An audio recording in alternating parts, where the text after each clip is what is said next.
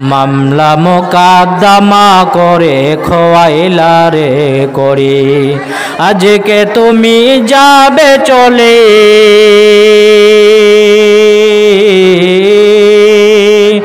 আজকে তুমি যাবে চলে সব কিছু ফেলিয়া,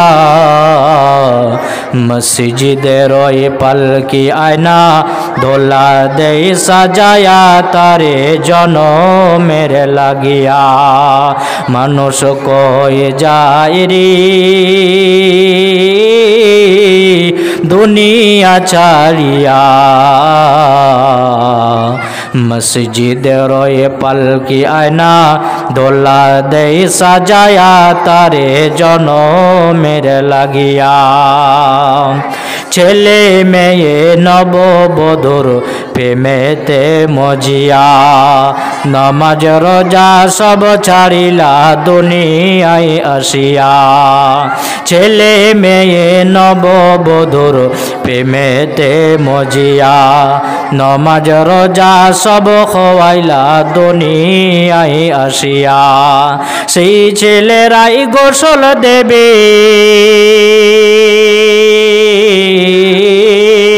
সেই ছেলেরাই গোসল দেবে মশারি টানায়া, মসজিদের ওই পালকি আয়না দোলা দেই সাজায়া তারে জনমের লাগিয়া, মানুষ কই যায় রে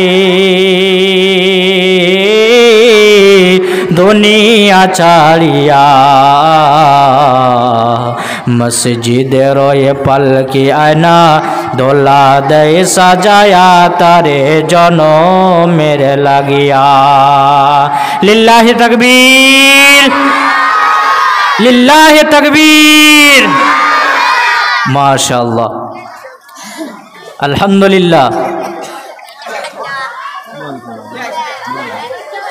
সর্বপ্রথম সেই মহান আল্লাহ সুবহানাহু ওয়া তাআলার মহান দরবারে তার শুকরিয়া আদায় করছি এই জন্য যে আল্লাহ পাক আমাদেরকে এই মাদ্রাসায় আসার সুযোগ করে দিয়েছেন এবং আমাদের বাচ্চারা লেখাপড়া অর্জন করে আমাদেরকে অনেক রকম উপহার আজকে দিল।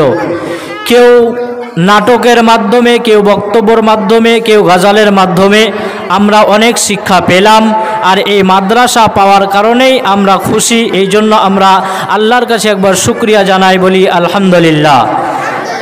তারপরে তার প্রিয় রসুল মা আমিনার লাল আকায়ে নন্দর তসদরে মাদানী আহমদ মুস্তফা মোহাম্মদ মুস্তফা পড়ুন সাল্লাল্লাহু আলাইহি ওয়াসাল্লাম। সম্মানিত উপস্থিতি,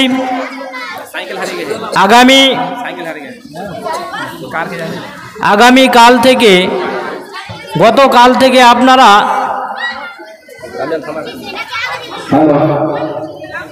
একটা জরুরি যে মাদ্রাসা থেকে একটা সাইকেল হারিয়ে গিয়েছে, কেউ হয়তো চুরি করে নিয়ে যায়নি, ভুলবশত নিয়ে গিয়েছে। তো যে ভাই, যে ছেলে নিয়ে গিয়েছ, এই মাদ্রাসায় নিয়েছে আবার জমা করে দেবে সাইকেলটা। সাইকেলটা জমা করে দিবে। সাইকেলটা হচ্ছে একটা খুব গরিব মানুষের। আপনারা সাইকেলটাকে নিয়ে যাবেন না। কেউ যদি ভুলবশত নিয়ে যান তাহলে অবশ্যই সাইকেলটা নিয়ে এসে মাদ্রাসায় জমা করে দেবে। মাশাআল্লাহ। আমি মাইক ধরার পরে পরেই আমার হাতে কয়েকজন দান করেছে, ইনশাআল্লাহ তাদের জন্য দোয়া করব। আর আপনারা যেভাবে ধৈর্য ধরে বসে আছেন, বসে থাকেন।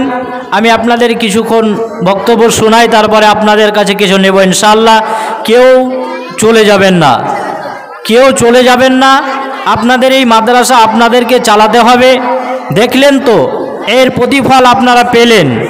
আপনাদের এই মাদ্রাসার ছাত্রছাত্রীরা কত সুন্দর করে বক্তব্য দিল, কত সুন্দর করে আপনাদের অনেক কিছু আপনারা শিক্ষা পেলেন এতে থেকে। তা আপনারা এই মাদ্রাসাকে ভালোবাসছেন আমরা জানি। আমি এই মাদ্রাসা যখন সর্বপ্রথমে মাদ্রাসা যখন এখানে স্টার্ট হয়, তখনকার ছাত্র আমি প্রায় 4 বছর আপনাদের এই মাদ্রাসায় লেখাপড়া করেছি। আপনাদের এই 3 গ্রামের মানুষ অনেক উদার, এই মাদ্রাসাকে ভালোবাসেন। আপনারা আজকেও ভালোবাসা দেখিয়েছেন, এখানে বসে আছেন।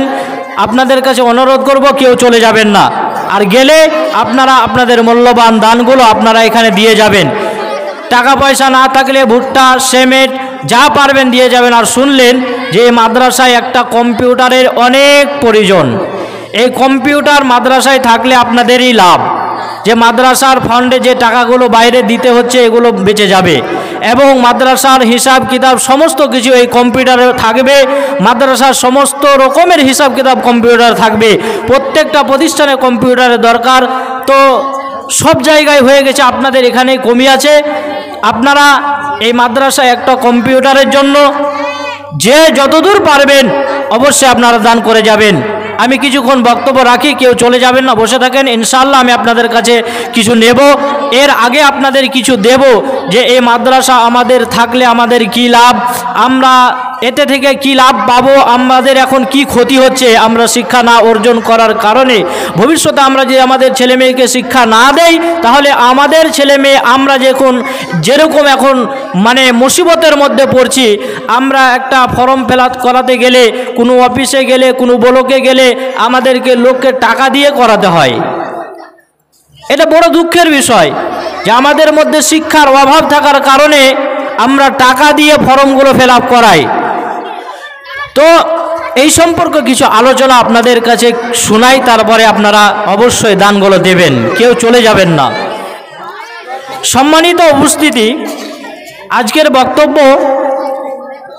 আমি আপনাদেরকে এমন কিছু শোনাবো যা শুনলে আপনি বুঝতে পারবেন যে আমি আমার জীবনটা অতিবাহিত করলাম, আমার ছেলে মেয়ে যেন ভবিষ্যতে এইরকম মুসিবতে এইরকম মুখোমুখি না হয়।